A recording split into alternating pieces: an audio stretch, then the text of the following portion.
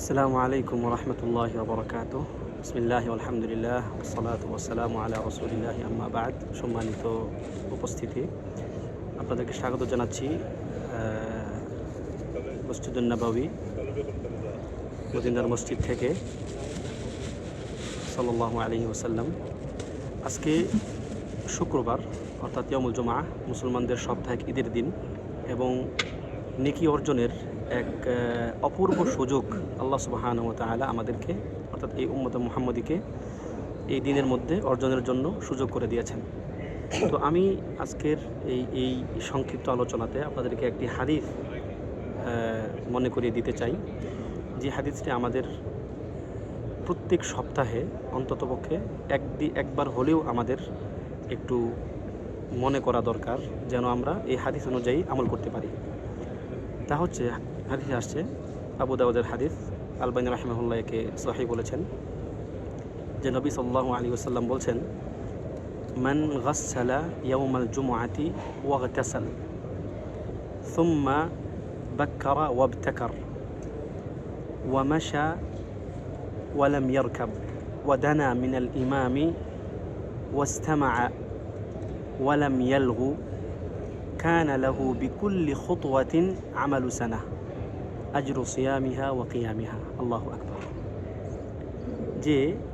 যে ব্যক্তি মান গাসসালা ইয়াউমাল জুমআতি ওয়াগতাসাল, যে ব্যক্তি জুমার দিনে সুন্দর করে পরিপূর্ণ ভাবে গোসল করবে, সুন্দরভাবে গোসল করবে, শরীর ধৌত করবে, এবং ওয়াবাক্কারা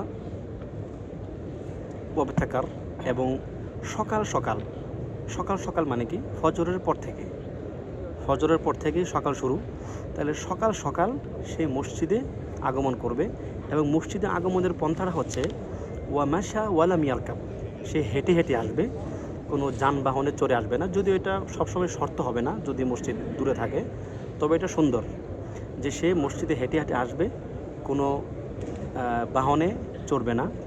ওয়া দানা মিনাল ইমাম, এবং ইমামের কাছাকাছি থাকার চেষ্টা করবে, বা ইমাম এর কাছাকাছি থাকবে। ওয়াস্তামা, এবং ইমামের কথা শুনবে, অর্থাৎ খুতবা শুনবে।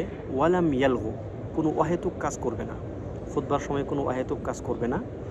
তার পুরস্কারটা কি? তার পুরস্কার হচ্ছে ফালাহু বিকুল্লি খুতওয়াতিন, তার প্রত্যেক কদমে, সে যে প্রত্যেকটা স্টেপ নিল মসজিদের দিকে আসতে, এই প্রত্যেকটা কদমের বিনিময়ে তাকে দেওয়া হবে লাহু আমালু সানাহ, সে 1 বছর একজন ব্যক্তি আমল করলে যে সওয়াব হবে, তার প্রত্যেক কদমে, প্রত্যেক স্টেপে তার এমন সওয়াব হবে। এবং এই সওয়াবটা কি? আজরু সিয়ামিহা ওয়া কিয়ামিহা। এই 1 বছর একজন ব্যক্তি নফল যতগুলো রোজা রাখতে পারে, যত রাতের সালাত পড়তে পারে, কিয়াম করতে পারে, এই টোটাল সওয়াবটা এই ব্যক্তির প্রত্যেক কদমে হবে। সুবহানাল্লাহ। সুতরাং এই হাদিসটার দিকে আমাদের একটু তাআম্মুল করা দরকার, আমাদের একটু চিন্তা করা দরকার, যে আমাদের বাংলাদেশের প্রেক্ষাপটে আমরা এই ব্যাপারটা খুব কম দেখি। মসজিদগুলো খোলাই হয় 10টা 11টার পরে, অথচ আরবে এই কালচারটা আছে এখনও পর্যন্ত, আলহামদুলিল্লাহ, যে মসজিদগুলোতে সকাল থেকেই মানুষের আগমন শুরু হয়। সকাল থেকেই মানুষ মসজিদে কার আগে কে আসবে, কে প্রথম কাতারে বসবে, ইমামের কাছাকাছি থাকবে, এই ব্যাপারে একটা প্রতিযোগিতা বা নিজের মধ্যে অ্যাটলিস্ট একটা আগ্রহ ব্যাপকভাবে মানুষের মধ্যে কাজ করে। আমি আশা করছি যে আপনারা যারা আমাকে এখন শুনছেন, তারা এখন থেকে, অর্থাৎ আগামী সপ্তাহ থেকে নিজেরা এই কাজটা ইনশাআল্লাহ আমল করবেন, এবং আপনার আশপাশে যে মানুষগুলো আছে তাদেরকেও এই আমলগুলো করতে উৎসাহিত করবেন। আল্লাহ সুবহানাহু ওয়া তাআলা আমাদেরকে এরকম গুরুত্বপূর্ণ এবং মহিমান্বিত কাজগুলো বেশি করার তৌফিক দান করুন। আমিন। ওয়া সাল্লাল্লাহু ওয়া সাল্লামা আলা নাবিয়্যিনা মুহাম্মদ ওয়া আলা আলিহি ওয়া সাহবিহি আজমাইন। ওয়াসসালামু আলাইকুম ওয়া রাহমাতুল্লাহি ওয়া বারাকাতুহু।